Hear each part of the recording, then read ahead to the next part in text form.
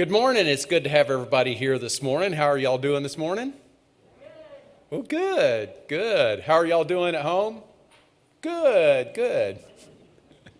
And if you're feeling a little sheepish this morning, you are in the right place. So we hope that you are encouraged by today's service and that you feel God's love here. So let's join together in prayer. Gracious God, we thank you for this beautiful day. We thank you for this time together. We thank you for the opportunity to grow in your grace and your love. Bless this time and all of us in it together, whether we are here present in the pews or whether we are at home or on the road or wherever we are. Bless this day and bless this time together. In Jesus' name we pray. Amen. Now, Ann has a beautiful little prelude for us this morning, so let's listen to that.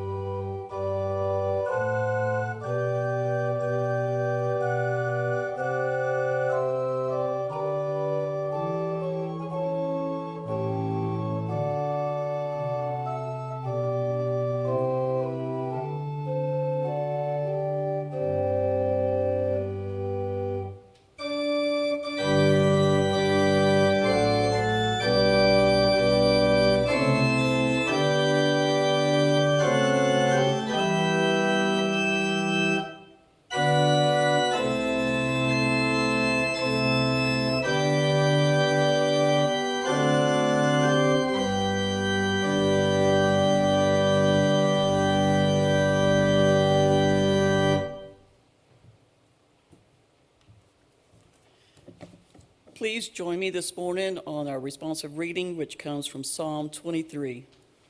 The Lord is my shepherd, I shall not want. He maketh me to lie down in green pastures.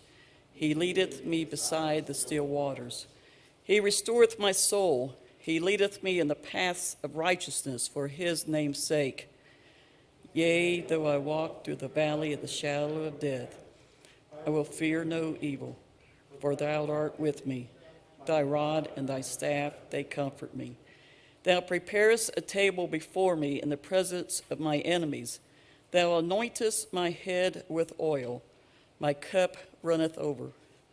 Surely goodness and mercy shall follow me all the days of my life, and I will dwell in the house of the Lord forever.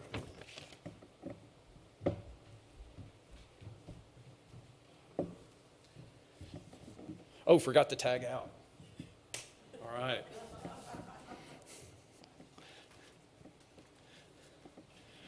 So that's great because Patty's going to bring our message later on this morning, and we're excited to have her bringing a good word to us later on that this responsive reading will tie into, by the way. And so that's going to be a God sighting later on, just a little, give you guys a heads up. But we've got a lot of other God sightings that are great today, and I want to share some with you briefly. So as it turns out, we got the good news this morning that Catherine's son Miles is coming home from Colorado for a couple years at least, and so it's not going to be a short visit. I know, whoop whoop, and so he's looking at maybe living somewhere between here and Asheville, and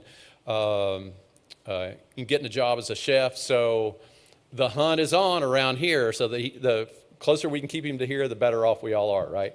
So we want to keep Miles here. You heard that, didn't you, buddy? And so also Carrie's Harmon is back home from being in the hospital, I believe, and then Pam's daughter Carol is doing really well in her new job, loves it, much less stress, and so that's really good news. Nancy Jones is doing okay. She got her stitches out from her bout with a shopping cart at Ingles the other day, but she says if it comes back, she'll take it next time. And so we like that attitude. And then Ralph has family, or his family that's been at home with him for a little while are down in St. Augustine, right, Ralph?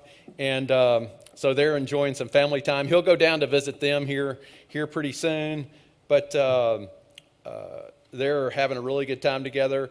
And another good piece of news, his son-in-law Alex, who had to stay in Myanmar, was able to get a COVID vaccination. I don't think that's classified information or anything, so I think we can pass that along. And so that's really good news. Also, I heard from Dr. Eugene this morning, our connection in Haiti, and he said that we have a new well that's already in, and he's sending us some pictures. And we've got 2 more that are on the way. They're digging another one right now, and so they've got 2 more that are going in. So that's really exciting news from our friends in Haiti, because we know they really, really need the help. So we transition into, let's see, wait a minute. We might have a couple more God sightings on here. Judy Brandt's friend April sold some masks and donated $1,000 to St. Jude's. Pam Dinglish's friend is also recovered from emergency heart surgery. The beauty of the outdoors. Today is a beautiful day, isn't it? Especially after a rainy, messy day this last week. And I know we, in our little Wednesday crew, we had everything from snow to just freezing temperatures. It's amazing that God was able to give us kind of a taste of the whole year, right, in this last week. What a treat. We had winter, we had spring, we've got summer coming up tomorrow, I think. And so, man, it's just great. So that's really kind of a cool thing. And then, so then we go into our prayer request, and then Pam's daughter's friend, Don, has not been feeling well at all, and so he has had a biopsy done, and he's going to have find out the results from that tomorrow, so please keep them in your prayers. Terry Price had a hip replaced. Caitlin's test, got a nursing test coming up this week, so she's all nervous about that, so keep her in prayer. Keep your prayers for our Pass It On Cafe, which is coming up Tuesday night. So not only keep that ministry in your prayers, but keep it in the sights of your car as you drive through and get dinner on Tuesday night as well, from 5 to 6:30, right? So we hope that you can join us, whether you're make a trip down from Pennsylvania, Judy. I think that'd be a beautiful trip. You can do it. And so, but of course, a big prayer request this week for Pat Caldwell's friends and family at her passing from cancer this past week. And so we will be having a memorial service here this afternoon at 2 o'clock. So if you want to join us for that, That'll be at 2 o'clock today, but please keep her family and our church and our town in your prayers. So let's join our hearts together in prayer now. Gracious God, we are grateful for the many ways that you show up in our lives, the ways that we experience your love and that we experience your grace through the beauty of the mountains, through the beauty of our relationships with other people, by your Spirit, by the hope that we have in you.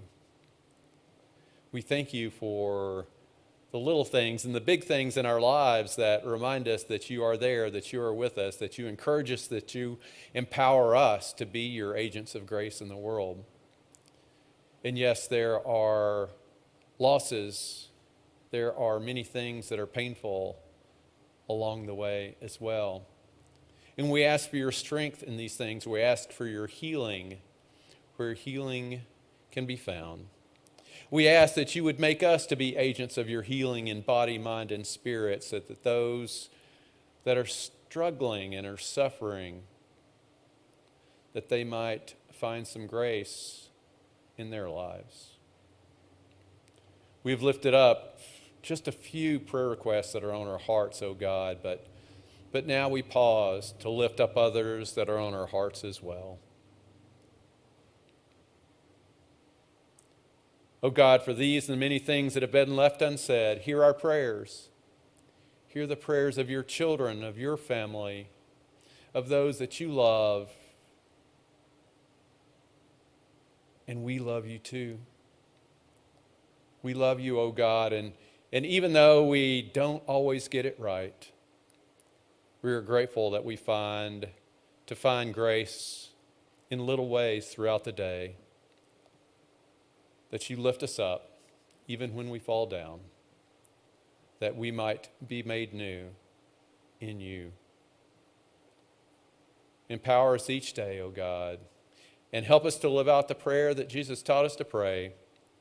Our Father, who art in heaven, hallowed be thy name. Thy kingdom come, thy will be done, on earth as it is in heaven. Give us this day our daily bread, and forgive us our trespasses, as we forgive those who trespass against us. And lead us not into temptation, but deliver us from evil. For thine is the kingdom, and the power, and the glory forever.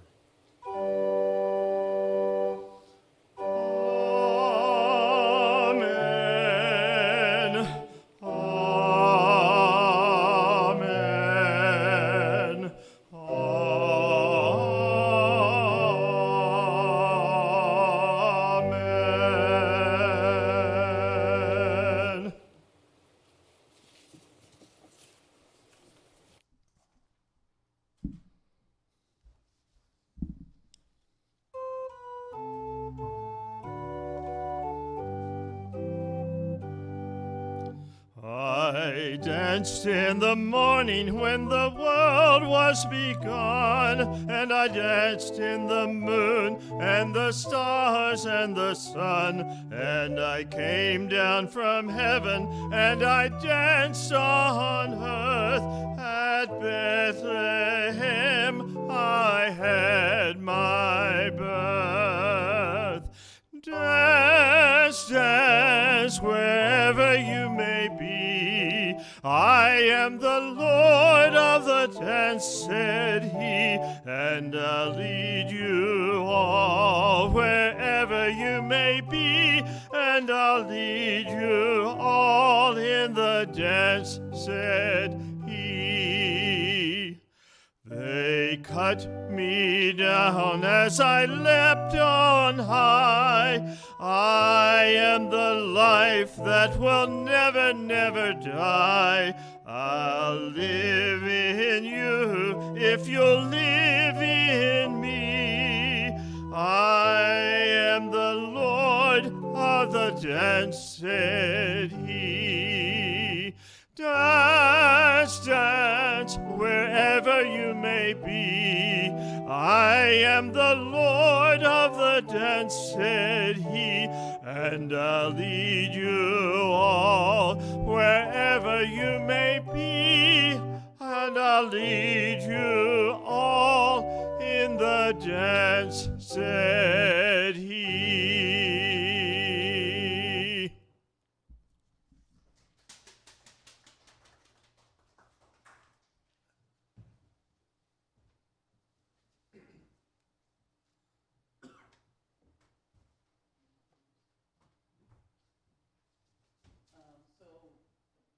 John 1 through 16, chapter 10.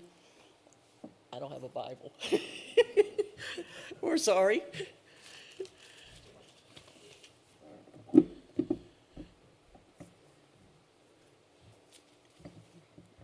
We were trading stuff around this week, so it's like, wait, what part are you doing? What part am I doing? You're doing that. Apparently, I'm doing this part. Write that down. So this week, we're going to look at John 10 and story from John 10, verses 1. You can get rid of this for just a second, and that might make things work out a little bit better for us all. And so from John 10, 1 through 16, this will be kind of a familiar passage, I believe. So I assure you that whoever doesn't enter the sheep pen through the gate, but climbs over the wall is a thief and an outlaw. The one who enters through the gate is the shepherd of the sheep. The guard at the gate opens the gate for him, and the sheep listen to his voice. He calls his own sheep by name and leads them out. Whenever he has gathered all the sheep, he goes before them, and they follow him, because they know his voice. They won't follow a stranger, but will run away, because they don't know the stranger's voice. Those who heard Jesus use this analogy didn't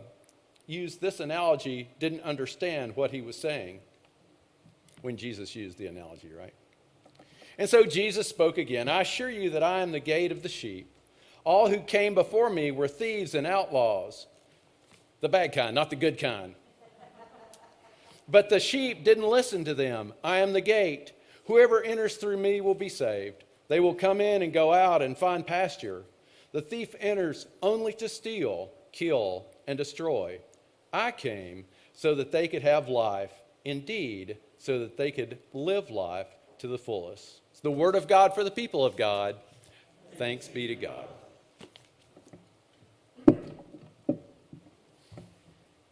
So earlier this week, I was challenged in a devotion by Carrie Kerr, Christina Taylor, and Judy Brandt. They was commenting on how well Wayner does his dad jokes. And he turned around and he says, oh, Patty will be bringing the message. And so it's, oh, Patty, you've got to do a mom joke. I am not a jokester, a punster. My daughters will tell you this as well. But with that being said, I do have two riddles for you. What do you get when you cross an angry sheep and a moody cow? An animal that's in a bad mood. And where do sheep go on vacation? In the Bahamas. So that is it for my mom jokes for the week. And Christina, Carrie, and Judy Brandt, there you go. I took up the challenge. So speaking of sheep, today's passage is on the Good Shepherd. American tourist was traveling in the Middle East when he came upon several shepherds who were watering their sheep by a nearby brook. And after exchange of greetings, one of the shepherds turned to his flock and he called out, Mana, Mana, Mana, which is Arabic for follow me. And so immediately his sheep separated from the rest of the flock and they followed him home. The second shepherd proceeded to leave and he also called out to his sheep, Mana, Mana, and his sheep busted from the rest of the flock and they followed him home. Now the tourist, really impressed with what he had just witnessed, said, you know, I think I would like to try that. So he turns to the third shepherd and he says, Let me borrow your turban and your cloak. And so the shepherd grins, knowing what is going to happen. And he the tourist wraps himself in the cloak, puts his turban on the head, and he turns to the remaining of the sheep and he goes, "Mana, mana." And the sheep did not respond. They just kept on drinking the water, unfazed by this tourist. The tourist kind of scratched his head and he looked back at the third shepherd and he says, "Wow, won't the sheep follow anyone else outside of you?" And the shepherd grinned and he says, "Oh, yes." He says, "When they get sick, they will follow anyone." So many comforting words have been preached on this passage. We've heard Wayner preach on it several times here in this church. And we know that the Good Shepherd will seek and find us out. He knows each and every one of us by our name. And he also knows our personalities, our tendencies, our attitudes, and habits, and most of all, he knows our hearts. The protection of the Good Shepherd is his number one priority, and he is willing to die for us to prove it. The Good Shepherd lays his life down for his sheep. Jesus tells us that he comes to rescue his sheep from the grip of ravenous wolves or false shepherds. Now, if anyone has ever tended to sheep, they're not very bright animals. They seek the security of the flock and blindly follow their shepherd. And when several sheep are grazing together, as we've already learned, they will follow only their shepherd's voice. You see, they have this innate ability to distinguish the voice of their shepherd, much like a newborn baby does, listening to a group of women in a room, and they can figure out who the mother's voice is. Sheep will follow their protector's movements, claps, voice, and commands. Sheep need a shepherd not because they are so dumb, but because they have just enough sense to know that they cannot go it alone. They need someone to lead and to guide them. And what Jesus is saying spiritually, that the Pharisees and the scribes don't recognize or accept Jesus. In fact, in John 8:44, he even goes as far as to tell the Pharisees and the scribes that they are part of the devil, that they are actually part of the ravenous wolves. When I was a little girl, and most of y'all are around my same age, I would love Saturday mornings. I'd get up, my mother would fix me a bowl of cold cornflakes, and if we was at the bottom of the box, the three of us would fight to see who got the lucky surprise in the bottom of the box. And then we would tune in to Looney Tunes. So I see a lot of head shaking. So one of my favorite cartoons was George the sheepdog and Wiley the coyote, and David knows who I'm talking about. George and Wiley would clock in every morning at the same tree at the same time, and they would do their morning pleasantries and talk to each other, and then they would disperse and go out into the pasture field to do their job. You see, George's job was to protect the sheep, and Wiley's job was to steal the sheep. It seemed like he had a taste for lamb chops. And so Wiley would devise all of these acme booby traps and dress in different sheep's clothing to try to steal the sheep from George. But George was really vigilant about his sheep and his flock and protecting them. So no matter what would happen, George was there to pulverize Wiley. So I have to say, I was kind of rooting for Wiley a couple times, hoping that he would get just one sheep. So I'm not sure about that, but George always knew there was a wolf hiding among them in sheep's clothing. Now, in biblical times, we know that sheep were placed in these fenced-in areas in the night for protection. Now, if the sheep pen had a gate, the shepherd could go home. He would just lock the gate up and go home, and that was it for the evening. But most of the sheep pens back during biblical times did not have a gate. The pen consisted of a 4 to 6 foot wall perimeter with an open gate of only about 3 feet.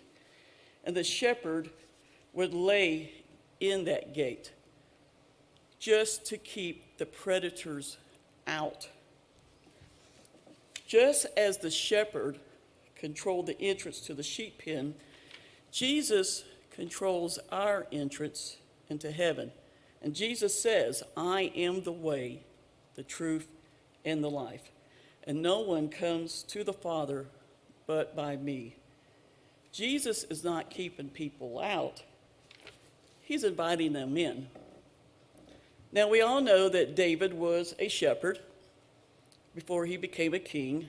And so when we looked at Psalm 23 today, it states, the Lord is my shepherd, I shall not want. But it additionally states, he restoreth my soul. Now, there is something interesting found in this phrasing when he talks about, he restoreth my soul.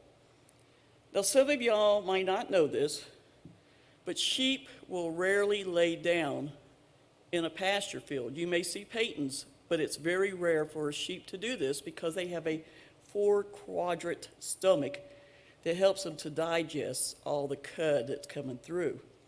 You see, their stomach prevents them from laying flat. And so what happens is, if they tilt just a little bit, they will literally roll over on their black back with their feet up in the air. The blood quits flowing, and they will die of a slow death of asphyxiation. This is called downcasted. Today we know downcasted or casted down is someone who is struggling with depression, anxiety, or something that's just tearing their life away little by little. So what does a good shepherd do? A good shepherd goes out and he looks for these downcasted sheep. He turns it back upright. He massages its body until blood begins to flow again. And so, hence, a good shepherd where he will restore the sheep back to its life. So when our life feels like it's upside down, we can always count on the good shepherd to restore us to an unbroken state. Why? Because we are his sheep. Additionally, when we look into Psalm 23, we also see David speaking of his head being anointed with oil. Once again, this is something that a shepherd, a good shepherd, would do to protect their flock from hidden dangers. Now, most of y'all will not know this either, and I sure did not, but sheep are susceptible to a particular insect that will lay their eggs up in the nasal passages of sheep. And when the larvae hatch, they will actually eat their way up to the brain cavity of the sheep. And this will cause the sheep to ram its head against rocks and trees, trying to rid themselves of this pest. So shepherds will pour oil over a sheep's head as a protective barrier to prevent any parasite or hidden dangers of affecting the sheep. See, David understands this because he was a shepherd and now he's a sheep of God.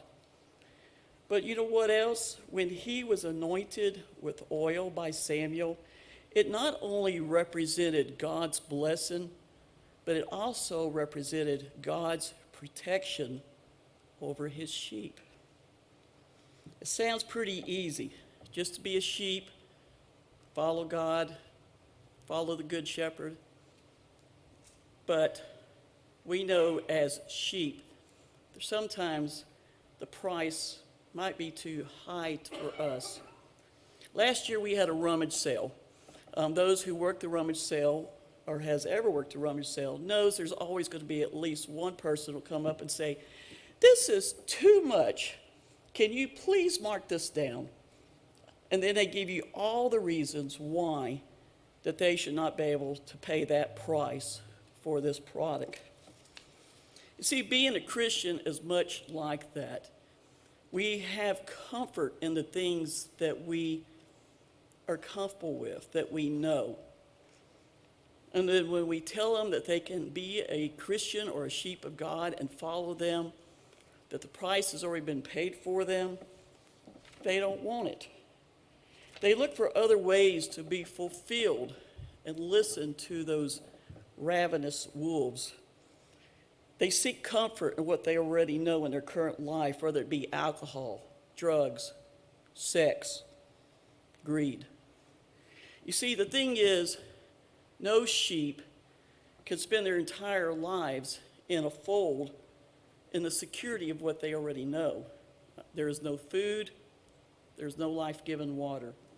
The sheep might be comfortable temporarily and safe and stay in that one place, but eventually sheep have to follow that shepherd out of the safety of that pen in order to find water and food, or they will die.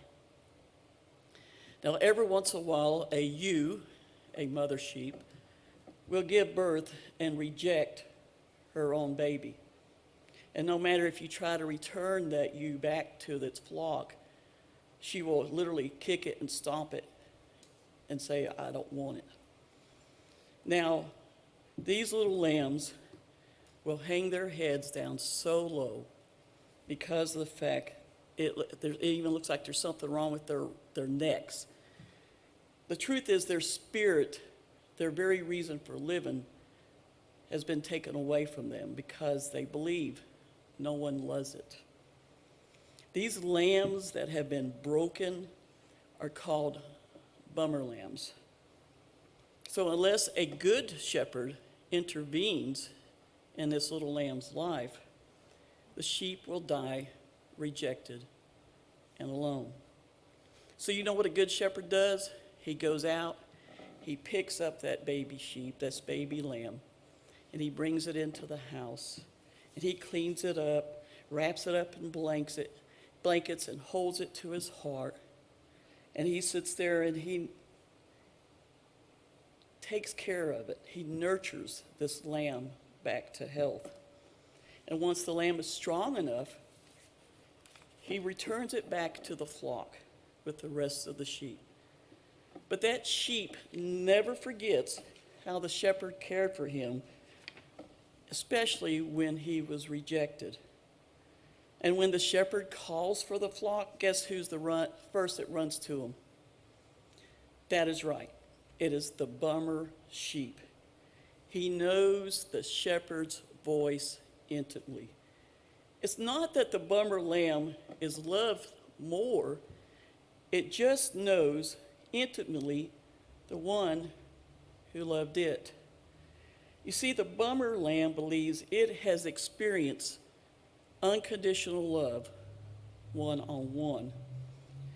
And some of us have been bummer lambs, rejected and broken.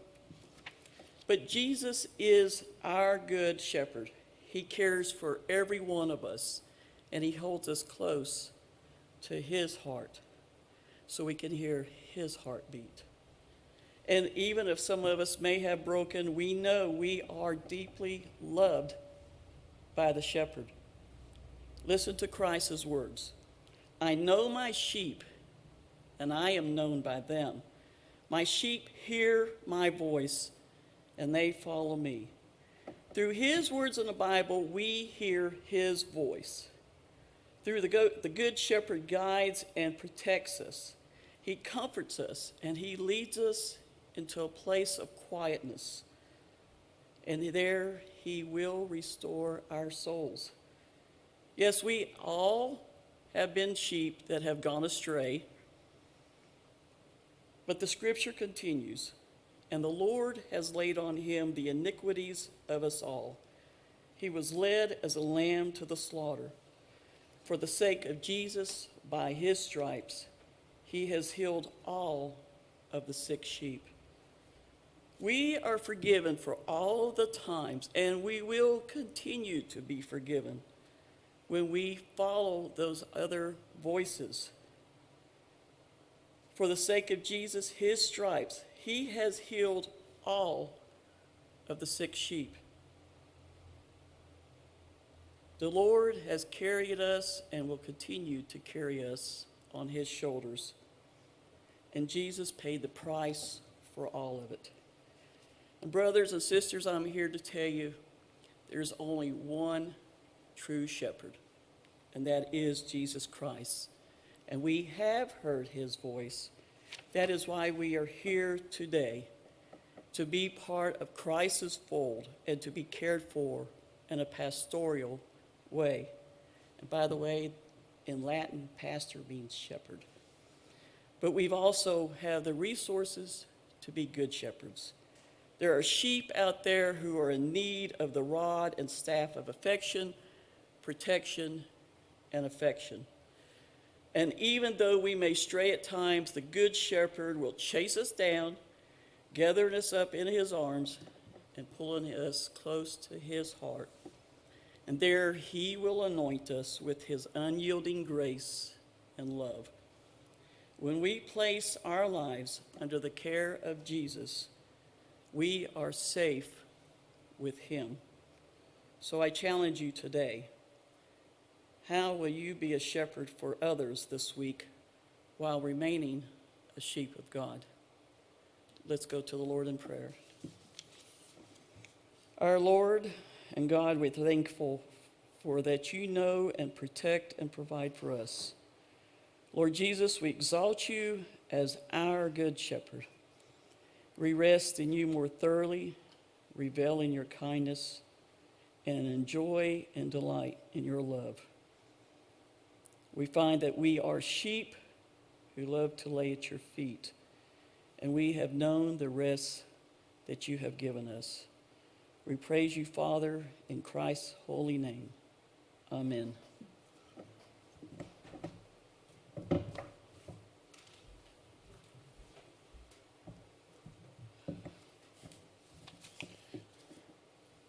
Okay, all you bummer sheep.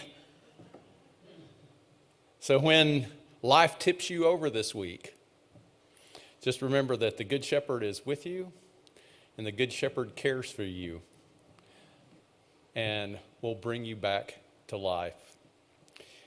And so one of the ways that we can enjoy new life together is, just a reminder again, we have our Pass It On Cafe dinner on Tuesday night, and I know that Patty would love some help. So if you're in the neighborhood in the next day or so, touch base with Patty, because I think she could give you some opportunities for ministry and opportunities for being the best bummer sheep that you can possibly be. And then we also have our usual gatherings. We got breakfast on Wednesday morning, Thursday morning over at the Everett Street Diner at 7:30. And then we have our little time of getting together for a devotional after that. I love our diverse group that's there. Comparing temperatures outside this last week was kind of a fun highlight. But it's a really good time to grow together and to share in God's grace together. And then also this week we're kind of firing back up choir practice on Wednesday at 5:00. Now that is on Zoom, right, Ralph? And so we've got that on Zoom. So if you want to be a part of that, no matter where you are, I mean, we could, if you've got the voice, we will would encourage you to use that, and we can do that in creative digital ways, even if you can't be here in person. So check that out. If you didn't get that list, just check in with the church office sometime this week, and we can make sure to get that to you. And then also Monday at 6:00 is the Environmental Justice Group talking about how our church can continue to care for creation in our community. Not this Monday. The second Monday of each month. Okay. I was like, well, it's in the newsletter, so it must be here this week. So, all right. Well, good. That's what I thought. So the second Monday of each month. So that would be the second Monday of May coming up. So thanks for that correction, Ralph. And then,